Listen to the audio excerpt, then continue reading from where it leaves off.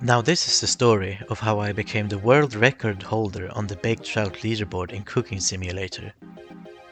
The run you see here is in fact not the fastest way to bake a trout. This is just an example of how one would bake a trout the regular way. One day, I wanted to see how fast I could bake a trout in this game, so after much trial and error, I crafted a route that skipped the oven altogether. And here is my commentary on that run. So this was the run that got me to the 6th place in the leaderboard.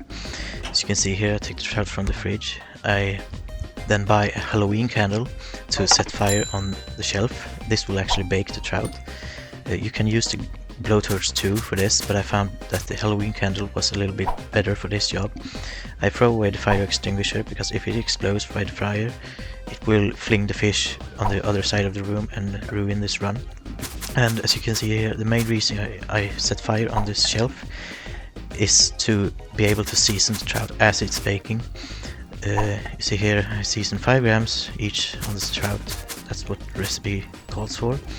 And then I buy a firecracker here, because when there's an explosion right next to a cookable object, that object will get a small nudge forward in its baking meter.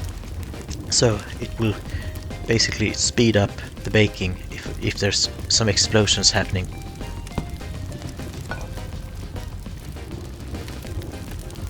You see here, I cut up the onions, I take the parsley, I look at the trout, it's not fully cooked yet. And you see here I had grabbed a cardboard box a little bit before on the way to the cutter, so I can buy more firecrackers, because if I had left the cardboard box at the shelf it would have burnt down and it would have ruined the run, because you can't buy stuff from burnt cardboard boxes. You see here, use one last firecracker, use a Halloween candle to set it off, and then I serve the trout in 1 minute 32 seconds flat. Except it's not flat, it's 0.6, so as you can see here, number 6 in the world. Now as you saw, that run only got me to the 6th place in the world, and I was wondering, how did they get that much more points than me? So after a lot, and I do mean a lot of experimenting, I almost called it quits. But then I remembered something. There is a free DLC that adds something called the Chaos tool, so I went and downloaded it, and it turned out to be the key ingredient to this world record run, which you will see right now.